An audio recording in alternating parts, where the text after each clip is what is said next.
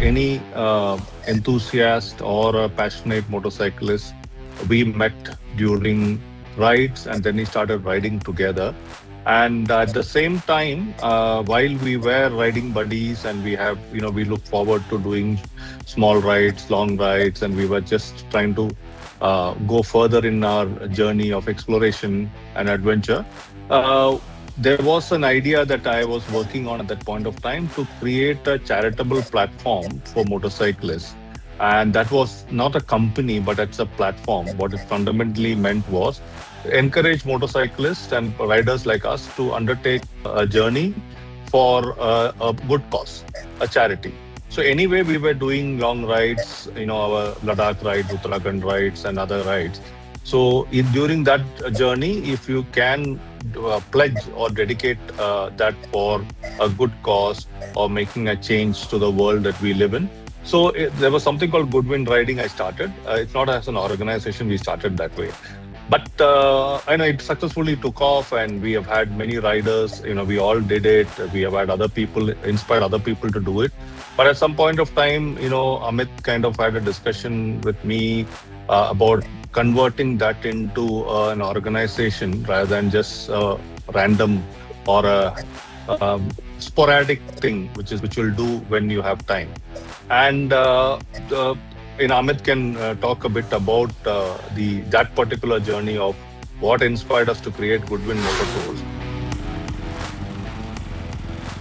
When Anil started Goodwind riding and we did these rides to Goa and to Uttarakhand and some other places, we were really overwhelmed to see what kind of response we got, what kind of money we collected to be able to help these charitable organizations and the Cancer Care Foundation and all that stuff. And we were very, very happy to see the kind of impact the riders made to these lives in these organizations. So that's where the idea came that, instead of we just doing this as friends and whenever we have time, why not we do this in a proper way where, all the riders in India and abroad can be part of this. They come with us for a ride. We organize and curate fantastic tours for them. And when they ride, a small part of that money will continue to go to these charitable organizations. And that's what the ethos was. That's how we started back in 2019. And I think it's been a good journey so far. So motorcycling has always been a passion thing. But from a change perspective, initially for me, it was more of a, if I may say, hedonistic experience of, the thrill and the adventure and all of that. But on the second coming, where post 40, when we got back into it, because, literally the market opened up only in the mid 2015s type, when we started meeting very interesting people and started making very interesting connections, the collective became far more important, the shared experience. The whole idea of going for a ride was always with the people, like-minded people, and the joy and the fun of shared experiences. So it did change a lot from a very individualistic thing to a collective, and therefore you started becoming better as a person. You started becoming far more connected.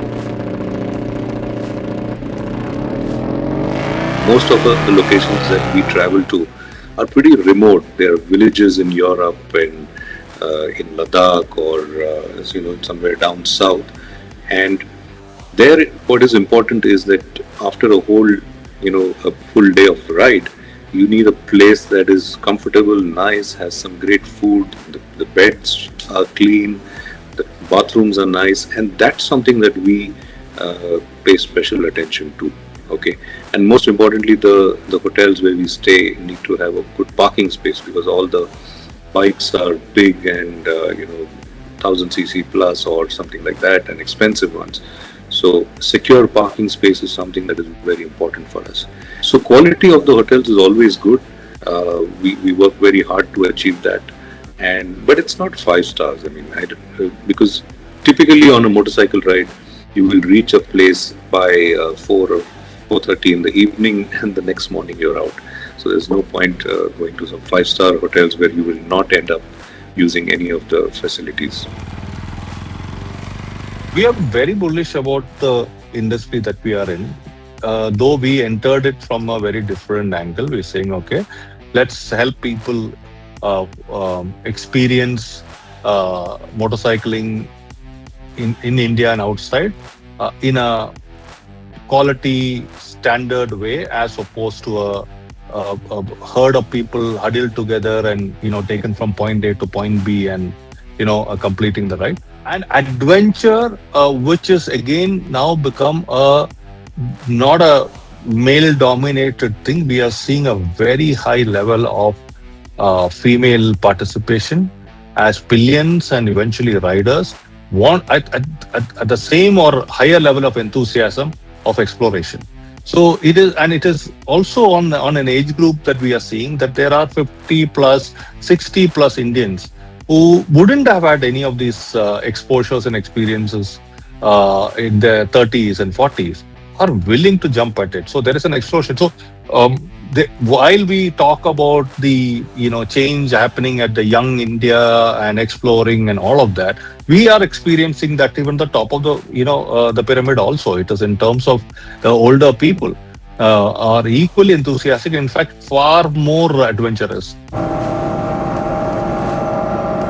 I think everyone jumps on a trend, but they're beyond the trend. On behind all of that as a deeper human insights and all of that. This is a highly connected generation, but who's not really connected in real sense. Connections are through machines, but when it actually comes to the real world, if we can actually give them something very deep and very significant, they're very, very appreciative. They're mind blown actually in that. Technology is something that has helped us big time. One is it has made everything so accessible. Today, if you want to find a new destination, a new route, a new hotel, or some different option, it is so easy because of the kind of technology that we have. And as Anil said, there are comms on the helmet which help to get in touch with somebody and communicate in case required.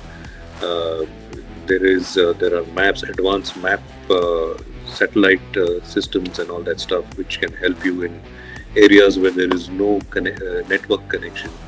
The most important technology intervention in motorcycling is on the bike itself. The bikes today have a lot of technology like traction control, ABS, a whole bunch of things which is all aimed towards making motorcycling safer. People think that mountains, Himalayas, Ladakh, there is no doubt it is the pinnacle of Indian motorcycling where you're going to Ladakh. But the beauty of South India is that people don't know South India. I've been to Bangalore, this thing so many times. I've been to I've been to Kerala, I've been to Munnar, all of that. What is it? But when we actually take people, so that road or that experience for us is an unbelievable thing. Another tour which is very dear to me, and that's where the concept of Goodwind Moto Tour was born, is the Balkan Tour, which is 4 countries: Slovenia, Croatia, Bosnia, and Montenegro. It's a combination of various cultures, cuisines. It's just fantastic. The riding is brilliant. Croatia is really a gem, as per me. So that's one very lovely tour that we have, and I keep going back again and again. We wrote a line. That was not a line that we wrote, but it was encapsulation of what people summarize. It's called Good People to Ride With. Okay? And it's not the description of Goodwind, the company. It is Goodwind, the community.